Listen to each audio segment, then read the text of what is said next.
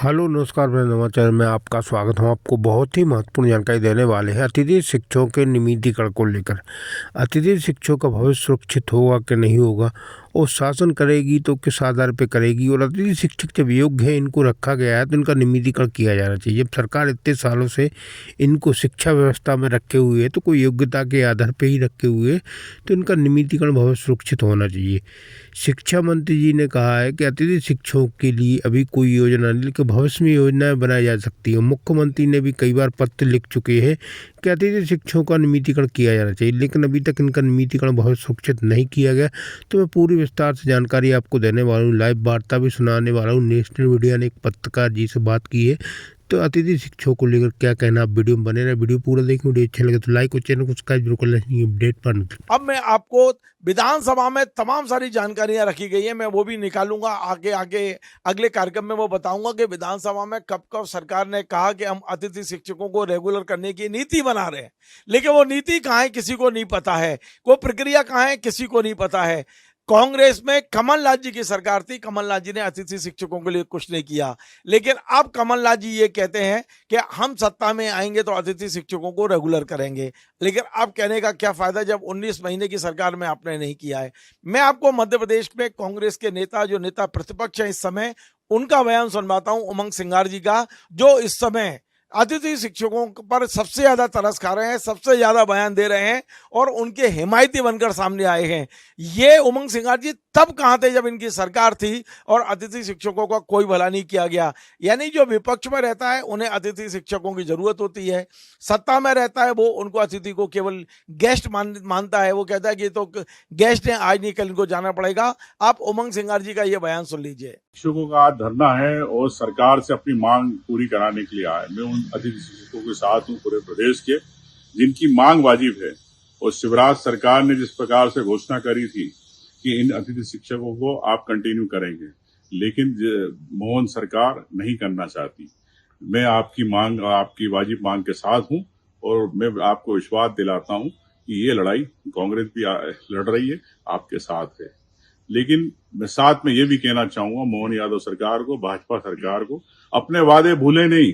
इन अतिथि शिक्षकों की मांगों को आप तत्काल पूरी करें, ये मैं आप सरकार से कहना चाहता हूं। तो अतिथि शिक्षकों के नाम पे मध्य प्रदेश में राजनीति हो रही है, लेकिन वास्तव में मध्य प्रदेश में 75,000 अतिथि शिक्षक सड़क पर संघर्ष कर रहे हैं। यह भी एक संयोग है कि मध्य प्रदेश में इस समय स्कूलों में 70,000 शिक्षकों की जगह खाली पड़ी हुई है। सरकार कहती है कि हम इनको भर्ती करेंगे, तो क्या सरकार इन अतिथि शिक्षकों को जोड़ते हुए भर्ती करेगी, उम्र में छूट देगी, क्या इन्हें उसमें प्राथमिकता मिलेगी? आखिर सरकार को कोई ना कोई निर्णय लेना चाहिए। क्यों इस मुद्दों को लटकाया जा रहा है?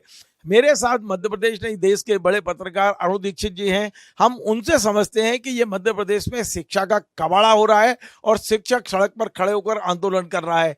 आखिर ये कब तक चलेगा? और अतिथि शिक्षकों से आप वोट तो ले लेते हो, सपोर्ट तो ले लेते हो, लेकिन जब उनके भले की बात आती है तो वक्त आने पर कह देते हो कि आप तो गेस्ट हैं, आज नहीं तो कल आपको घर छोड़ के जाना होगा। अरुण जी, आपका बहुत बहुत स्वागत है। मैंने पूरी भूमिका बनाई। अतिथि शिक्षकों का वाकई मध्य प्रदेश में बड़ा हो रहा हाल है। आप निर्णय क्यों नहीं करते? आप एक बार तय कर लो कि अतिथि शिक्षक घर के अंदर रहेंगे या केवल अतिथि की तरह बाहर के कमरे में बैठेंगे। कुछ तो तय करना चाहिए ना सरकार को। सरकार बार बार इसको टालती क्यों है? जिनको आपने बुलाया था, आपकी जरूरत थी, आप फुल टाइम टीचर्स, प्रोफेसर्स को अपॉइंट नहीं कर पा रहे हैं। ये प्राइमरी स्कूल नहीं है, ये डिग्री कॉलेजेस में सबसे ज्यादा है। जहां जरूरत थी आपके पास, आप व्यवस्था नहीं कर पा रहे थे, वहां इन लोगों ने समय दिया है। तो ये धारणा अतिथि, ये सबसे बड़ी मूर्खता है, इस तरह की बात करना, वो भी शिक्षा मंत्री के द्वारा। आप नहीं कर सकते वो अलग बात है, लेकिन आप संदर्भ तो समझो, क्या कह रहे हो आप भाई। उन शिक्षकों को, पार्ट टाइम टीचर्स हैं जिनको गेस्ट लेक्चरर कहा गया, उनको आपने लिया क्योंकि आप फुल टाइम नहीं अपॉइंट कर पा रहे थे, आपकी ऐसी स्थिति नहीं थी। और फिर आप ही ने वायदे किए 20 साल से, 1-1.25 साल को छोड़ दीजिए, मध्य प्रदेश में सरकार किसकी है? बीजेपी की सरकार है। तो सबने कहा, सबने वोट मांगे, और अब इस तरह की बात कहना, ये ऐसा दम्भ हो गया। अभी ये पता नहीं कि कल को शिक्षा मंत्रालय रहेगा कि नहीं रहेगा, पर बात करते वक्त हजारों लोग इन्वॉल्व हैं। उनसे आपने वोट भी मांगे हैं, उनसे आपने सपोर्ट भी लिया है, और उनसे आपने सबसे बड़ा काम शिक्षण का करवाया है।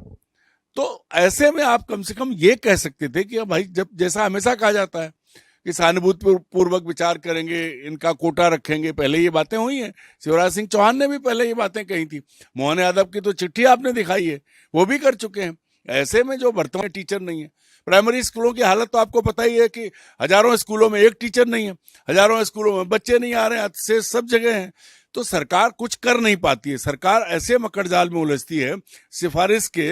अभी पिछले दिनों अखबारों में सबकी खबरें छपी कि जिसकी सिफारिश है वो उस स्कूल में बैठे जहां बच्चे नहीं है, और जहां वहां बच्चे हैं वहां कोई टीचर नहीं है। तो ये जो हो रहा है ये अपने आप में बहुत गंभीर है। सरकार, मध्य प्रदेश सरकार शिक्षा को लेकर गंभीर नहीं है।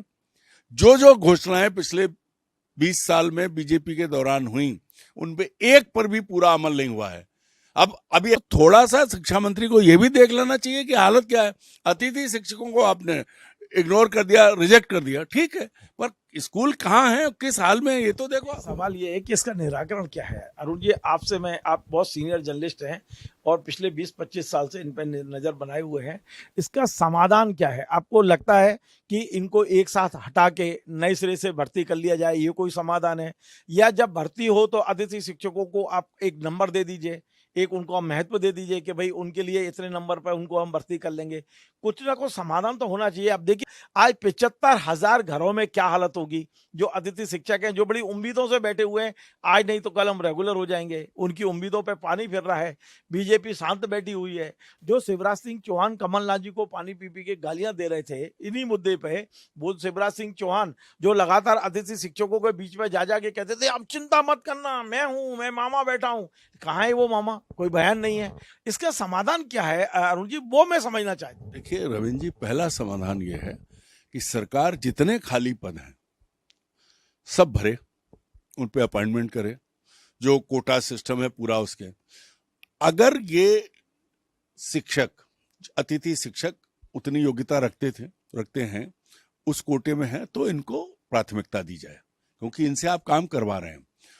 और अगर ये अयोग्य थे तब आपने इनको रखा क्यों? सवाल सरकार पे बनता है।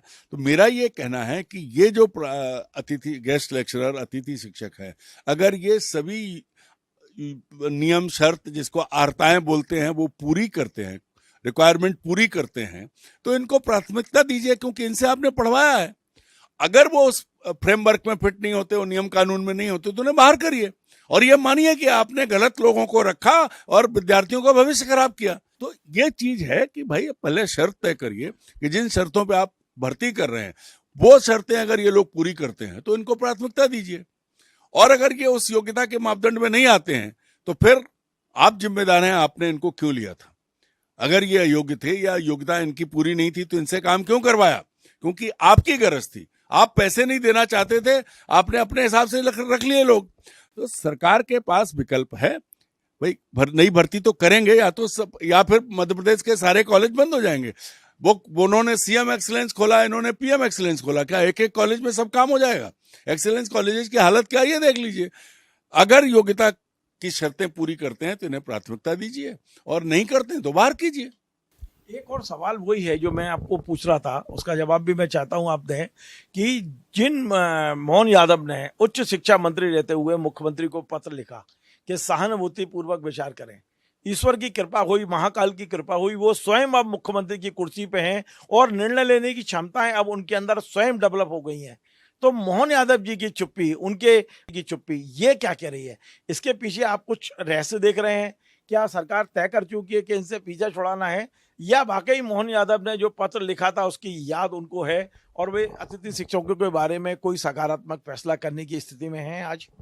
देखिए, याद तो सब होगा। मोहन यादव अभी ज्यादा उम्र नहीं है, बूढ़े भी नहीं है, बोलने वाली बीमारी भी नहीं है उन्हें, एक एक चीज याद है।